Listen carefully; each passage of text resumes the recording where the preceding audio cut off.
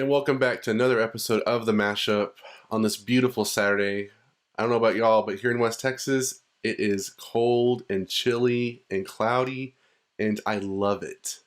So let's just get right into it, guys, with first story of the day. Let's talk about The Mandalorian. Now, if you have not seen the latest episode, episode 3, number 3, I suggest you turn down the volume, fast forward, maybe just, watch it then come back, because unfortunately I'm going to have to do some spoilers. But all I have to say is, if you're not already watching The Mandalorian on Disney Plus, I highly recommend that you start. I was kind of hesitant at first. I didn't really know what to expect. I mean, we haven't really had a Star Wars series per se. We've had, I take that back, we've had not a live action Star Wars series. We've had cartoons. I know a lot of people out there love the Clone Wars, Rebels. I'm one of those people. I just think that, Disney Plus was being, or Disney itself was being really bold going out there trying to do a Star Wars series. So a lot of people were hesitant. And I admit that the first episode or two of the series, it seemed like it was getting kind of slow to start, which I guess is kind of normal for most TV shows. I don't know that many shows that just come, out the door swinging. They don't want to, I guess, overwhelm fans or viewers and scare them away potentially. But if you haven't started watching The Mandalorian, I totally recommend that you do so. If you're not familiar with what the show is basically about, it's, of course, based on Star Wars canon, and it's going to be about a bounty hunter. So if you were familiar with Boba Fett from the original, 3 movies back in the 70s and 80s, this is basically about the same concept. We're talking about a Mandalorian here, bounty hunter. And they refer to him as Mando, obviously I guess short for Mandalorian. But yeah, and he basically just goes around and does bounties, and it just so happens that his first bounty has to do with a little guy by the name of Yoda. Well, that's who we assume it is, Baby Yoda.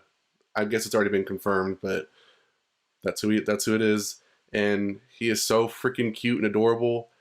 And at first it didn't, we didn't know if, this is just going to be like the first couple episodes, or, this is going to be like a series long thing. Well, in episode 3, it seems like it's pretty a sure thing that Baby Yoda ain't going nowhere, at least for the time being. It kind of seemed like it at first.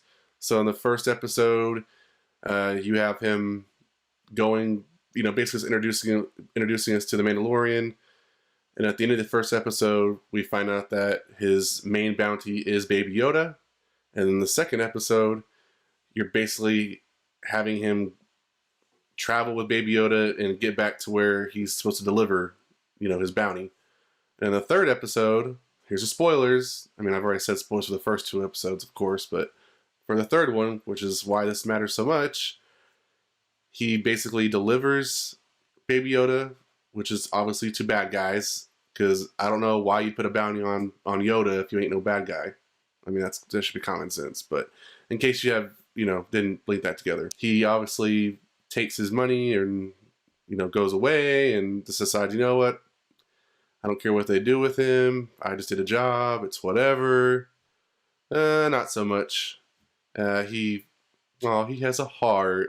He misses little Baby Yoda. He misses traveling with him and his little quirkiness and, all that kind of stuff. So he goes back to save him, risks his reputation as a bounty hunter, risks his life, further risks Baby Yoda's life, but kidnaps him, takes him on a ship, and they fly into space to we don't know where. And that's where we're at. I would continue watching it even if it hadn't come to this point, but I will say that now that I know that he stays with Baby Yoda and continues on his journey, I think I'm going to enjoy the series more. I like the concept that he has like a little buddy, and it's really going to be really interesting to see, that kind of relationship develop. And even if he doesn't stay in the series, Baby Yoda doesn't stay in the series the whole time, which is fine, I still think it's kind of cool that, we get to see this kind of dynamic and character build, relationship and character development and all that kind of good stuff. So if you have seen The Mandalorian episode 3, let me know what your thoughts are. And if you haven't seen it and you just heard me spoil it for you, go back and watch it anyways. If you don't have Disney Plus, sign up for the free trial. It's only $7 a month. You're going to have The Mandalorian. You're going to have Star Wars, other Star Wars stuff coming out. You're going to have all these Marvel shows coming out, all the Disney Channel and Disney movie backlog. I mean, you have plenty to do. Now, the reason why I decided to talk about this is because everybody is having like Baby Yoda Mania, and I'm super excited to hear that Disney has decided to capitalize on this, of course, and they're going to release Baby Yoda merchandise in time for the holidays. So for all of y'all out there that are just like super obsessed already and want to get your hands on, I don't know, t-shirts and plushes and toys and whatever else they're going to come out with, good news, guys, it's going to happen. And I think like probably one of the first things I'm sure some people out there will probably want to get is like a, I don't know, like a Funko Pop Baby Yoda or something they might come out with, something like that. There's all kinds of stuff out there, but there's an article that I read that said that they're going to try to get stuff out by the holidays. So, of course, everything will be ready by Christmas. Because, I mean, Disney would be crazy to not, you know, capitalize on the moment. I mean, people are talking about it on Twitter and, you know, how cute he is. They're making memes and they're making, like, parody posters. Like, I saw one the other day of the Will Smith movie, The Pursuit of Happiness, and they recreated it to show the, you know, the bounty hunter, you know, touching fingers with... you know, or touching hands with Baby Yoda, which was super cute. So there's tons of stuff out there that obviously is, you know, celebrating the success and the enjoyment of what we're getting out of the show. So let me know in the comments below what you think of the show so far, if you've seen it. If you've seen episode 3, are you excited to know that Baby Yoda is still going to live on? Are you going to buy some Baby Yoda merchandise? Let me know. Before we move on to the next story of the day, it's time to go through the best of the rest. Destiny 2 servers went down on Friday, making the game unplayable for about 19 hours. Bungie said the reason for the servers being down was due to an issue with one of Destiny's core services. For issues and updates regarding Destiny, they can be found at Twitter at Bungie Help. Half-Life fans have something to look forward to with the announcement of the new Half-Life Alyx, a VR prequel set before the events of Half-Life 2. 12 years after the release of Half-Life 2, Half-Life Alyx focuses on Alyx Vance and her father Eli's fight against the Combine. Look for Half-Life Alyx in March of 2020. Bohemian Rhapsody producer Graham King has secured the rights to make a film about the life and career of Michael Jackson. This is in addition to another film King is making about the Bee Gees. Look for both films in 2020 and 2021. Fans of the Victoria's Secret fashion show will be sad to hear that the annual fashion show has been canceled for good after more than 2 decades. The company's falling sales and criticism that it's out of touch with its consumers, along with low ratings, are reasons for the show's cancellation. Leaker OnLinks has released renders of the upcoming Samsung Galaxy S11. The renders, which are based on a very reliable and first-level industry source, show upcoming changes such as a selfie camera moved from the right to the center, new button positions, a screen that is more curved, and a new camera array that is moved from the center to the upper left. Rumored specs for the Galaxy S11 include a Snapdragon 865 chipset, a 6.7-inch AMOLED screen with 120Hz refresh, and a 108 megapixel camera. Look for the Galaxy S11 to release sometime in spring of 2020. Into the final story of the week, let's talk about the Tesla Cybertruck. Yes, Elon Musk unveiled his all-electric truck this week, and no, I'm sorry. It's a no for me. The look is completely polarizing, and I don't understand. I guess I don't understand what he's going for here. Now, I know that there are people out there that are like, Justin, this truck looks awesome. I'm going to buy one like right away. Good for you. If you can honestly tell me the reasons why you're buying the truck, then by all means. I mean, I am all for the concept of the truck overall. Like, an all-electric truck sounds awesome. I mean, just some of the specs that I've read about already for it obviously put it way ahead of even its, gasoline competitors. So I overall agree with what the truck is trying to do. I just think that the overall look of it just doesn't quite match. I mean, some of the images that are on of the truck, I mean, this has blocky angles and it has a weird overall shape, and it's just not my cup of tea. I mean, everybody's entitled to their opinion, but maybe I'm just too conservative. I think that some of the other electric cars out there, especially the electric truck concept like the Rivian, or even like the potential F-150, or if there's a Chevrolet Silverado concept that's all electric, I think those are going to be I mean, they just are going to be better looking. I mean, they keep the overall shape of the truck, but they have curve to it, and they obviously identify, hey, I'm all electric with whatever, styling in the front and rear, all that kind of stuff. So there's other ways to do it, and I don't really understand what Elon Musk is trying to go for by releasing this polarizing design. I get it, he's sending people to space. He has Tesla. He had all these cars that are very curved, look like beans and peanuts and stuff, and that's cool. But they were all stuff that was mainstream. Like people could see themselves buying those and driving those, and it just it's from a marketing standpoint, it just kind of makes sense. People will be like, I mean, you have influencers and celebrities and people that have money that are obviously buying Teslas, but you also have people that are saving up and are looking forward to buying Teslas.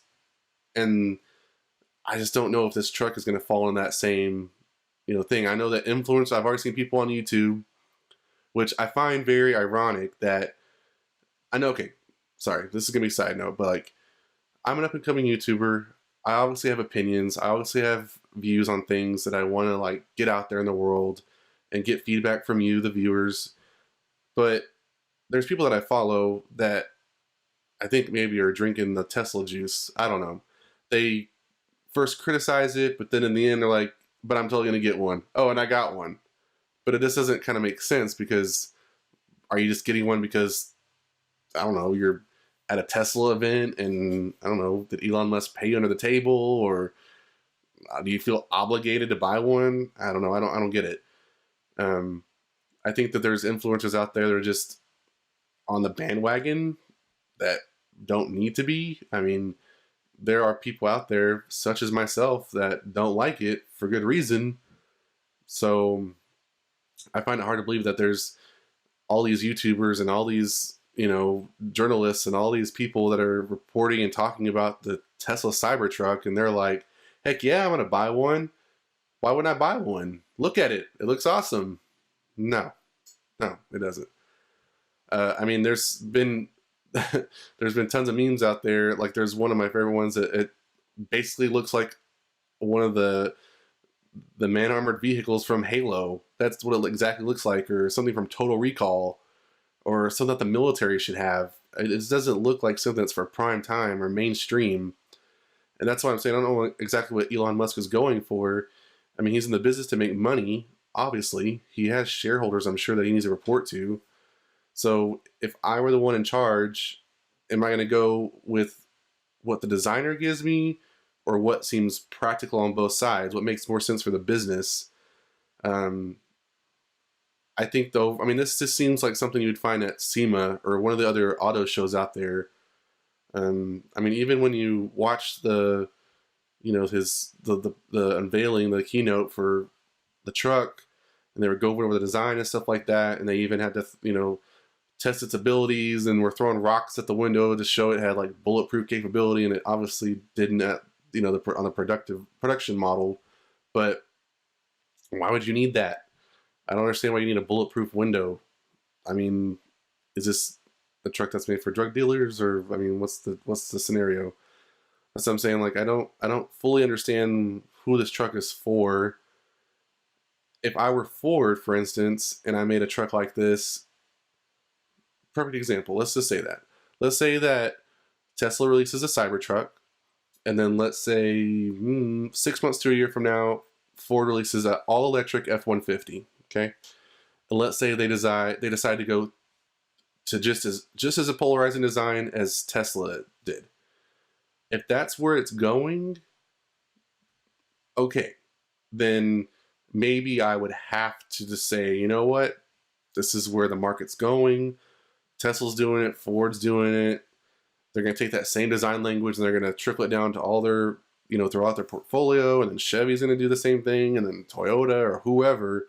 Then I'd say, okay, this is where we're going. We're going to a very futuristic, militarized look. I guess that's what we're going to. I mean, in years past, we go through this kind of blocky curve, thing. But I feel like right now we're kind of doing like a merge of that and kind of like a curved block look.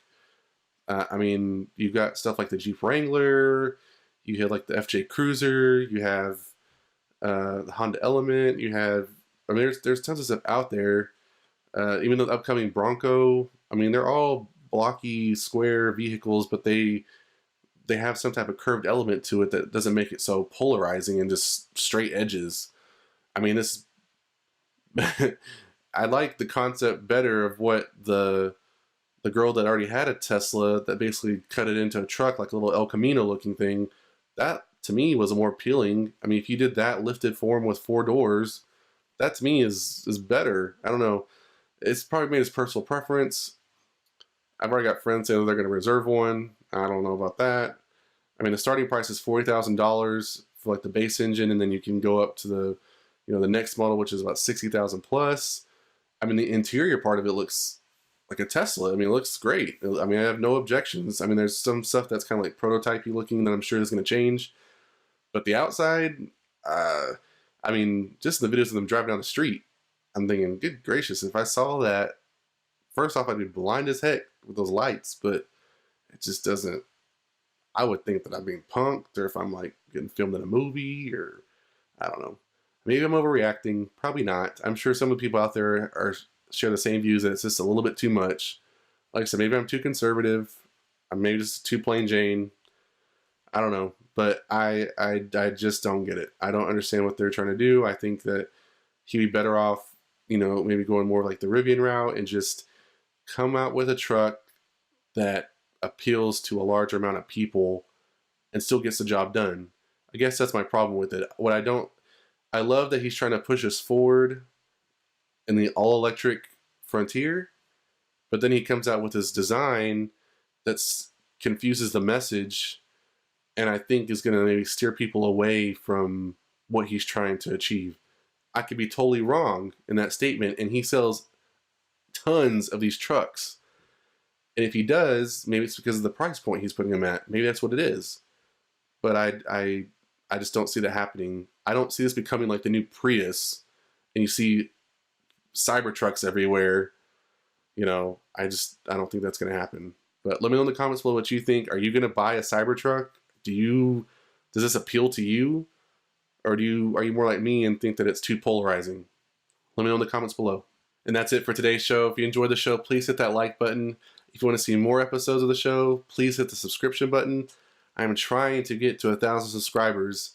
As I said before, I'm new to YouTube. I only have, less than 30 videos. So I'm trying to get to 1,000. So please subscribe. Please share. Please tell your friends. I would greatly appreciate it. As always, you can follow me on Twitter at Justin_McGill. And I will see you next time on the MashUp.